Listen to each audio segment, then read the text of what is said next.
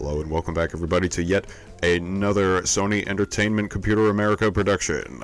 We've seen Crash 2, we've seen Crash 3, but now we're going to take a step back in time thanks to the Time Machine powers. We're going to step into the original classic remaster for 2018, Crash Bandicoot 1.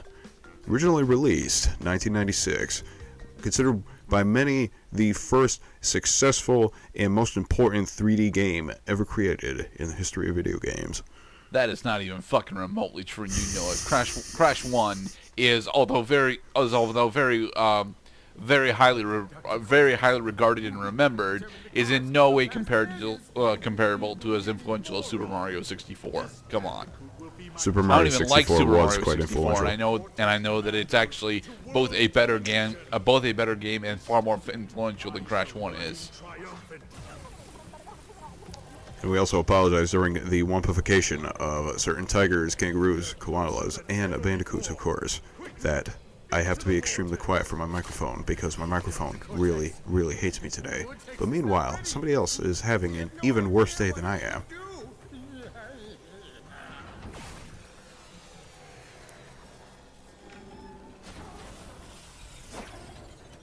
It seems that the Bandicoot has overcharged and rejected the device.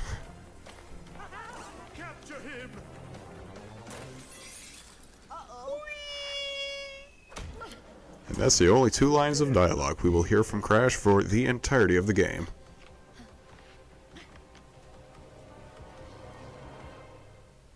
Tana has been captured. We must save our babe by any means necessary. So, did Tana get hit by the Cortex Vortex? Probably, yeah. The Evolvo Ray. Yeah, Evolvo Ray, my bad. They are different. Pretty much every creature we see was probably at least touched by the Evolvo Ray in order to become more evolutionarily advanced. It was also before... I don't buy it. No, specifically the giant crabs that we see right from the get-go and the man-eating fish that we see. Cloud, it's literally the second pit. Okay, you don't need to fall into that pit. It is statistically estimated that pits account for 79% of all deaths in all of Crash Bandicoots 1 through 3. Not so much in 3, actually. If we're including 3 in the average, it actually decreases it down to probably closer to 61%. So I tell you what, those Arabian Nights levels can really kiss my rear end. Yeah, but even then, the Arabian Nights don't have all that many challenging pits in them, honestly. The Arabian Nights levels from 3 are more difficult due to their enemy placement as opposed to any significant pitfalls. Enemy placement also is a big kick in the nuts a lot of times. Meanwhile, enemy placement is the big issue in Crash 2 from what I remember. At the moment, we are not dealing with enemy placement. We are dealing with stair placement, which of course has to show us the sweet 3D graphics while also being able to traverse it at double speed, invincibility, thanks to collecting all 3 of the first Aku Aku masks. Make sure you collect everything or you will be butthurt. Irreparably so. Does this first level also have a backtrack segment? Kinda. Yeah, it does. This split path, you have to go up both ways because there are boxes on each path. You see, my God. You see, video game teaching is very important. You will forget many of these lessons, except of course for the ones that cause you the most pain, headaches, nausea, anxiety, and dread, then they want you to do this relatively complicated box bridge jump as well. Well, I mean, all you have to do is just keep hitting up on your D-pad controller on your super sweet brand new PS1. Booyah. We have collected the first gem. The box gem. Of course, as a result of collecting every last box in the level.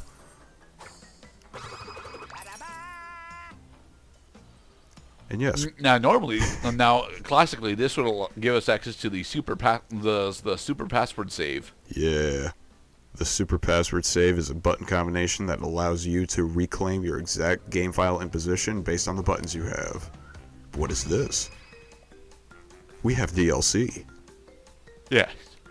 This is the Stormy Ascent DLC. You can access it as early as starting the game using the Insanity Beach jump pad, but of course, instead of doing one of the most difficult and sadistic levels ever created in Crash Bandicoot Land, we're going to move on to Stage 2.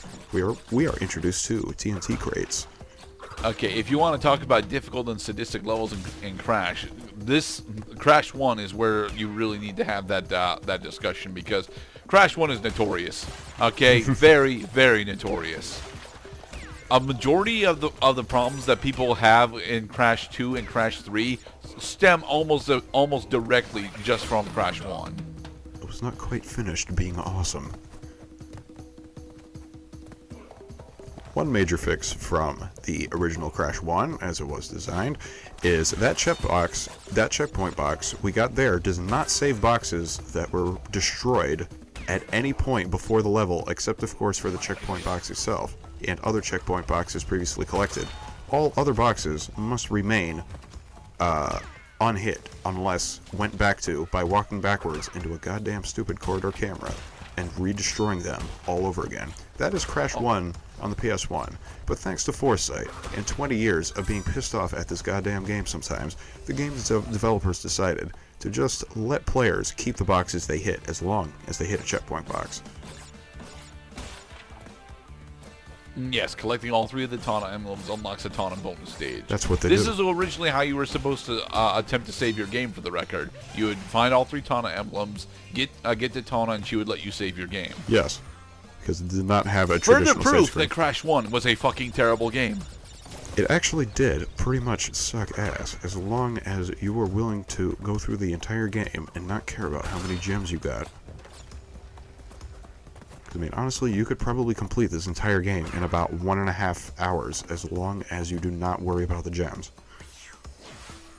But what were the 3 boxes that we missed there? The 3 boxes were hidden by a platform that was transparent and unable to be interacted with because we had not yet acquired the green gem, which is from the Lost City level, approximately 10 levels from now.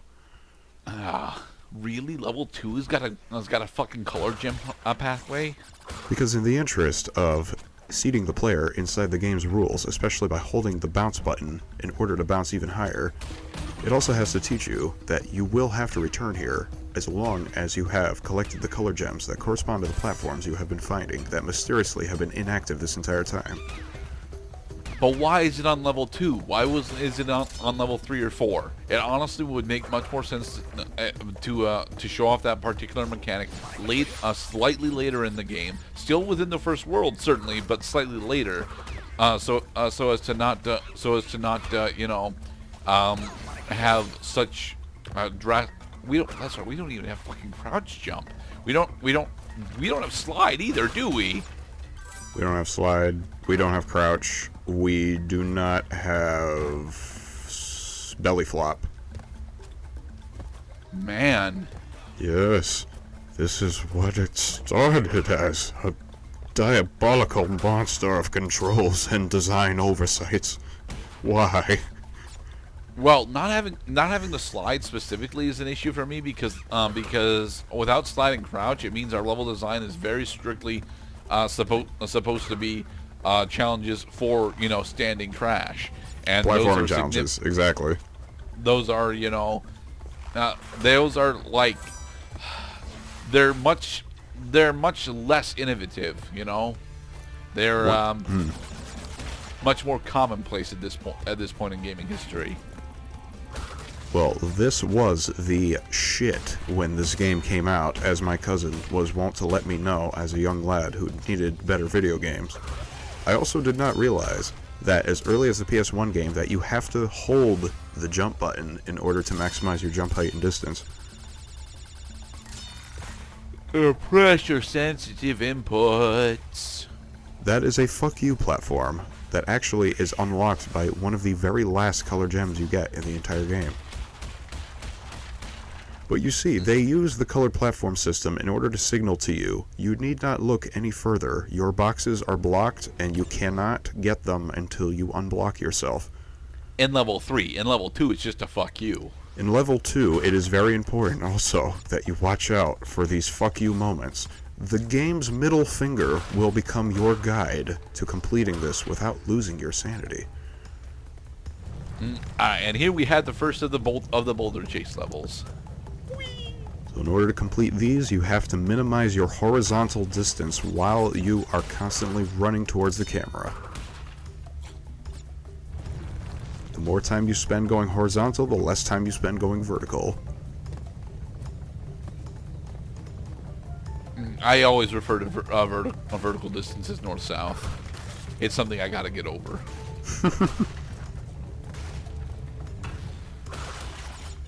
Thankfully, these boulders are relatively simple, but they get pants shittingly close.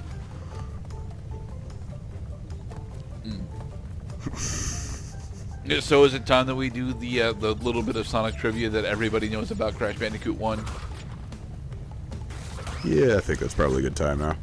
Alright. Originally in concept, Crash Bandicoot 1 was called by the developers as Sonic's ass game because the majority of the time you would be looking at Crash's ass as he's moving forward on his linear level. My ass.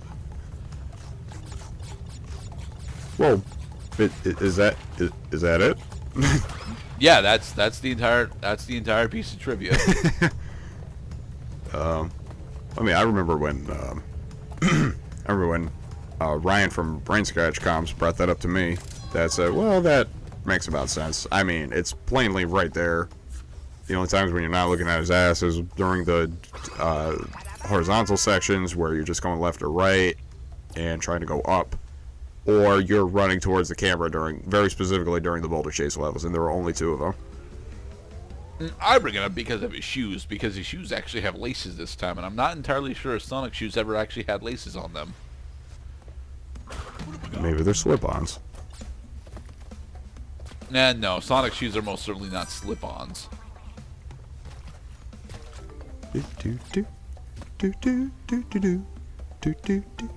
I mean, if you actually bother to take a close look at Crash's shoes, you'll notice that they're not tied. I mean, but they don't actually have extraneous laces on them. Maybe those are straps. It is possible he could be doing some Nike Velcro stuff. Brought to you by Nike Adidas.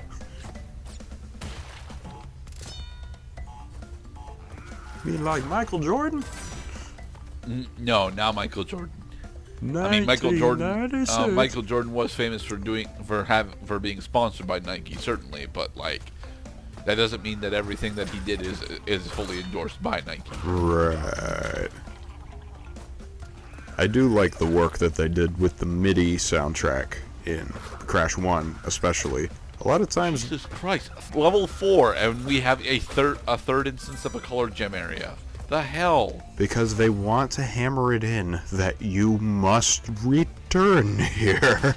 But we already know we have to return here thanks to levels 2 and 3. Honestly, this is one of the big issues that I have with Crash 1 and why I refuse to play it.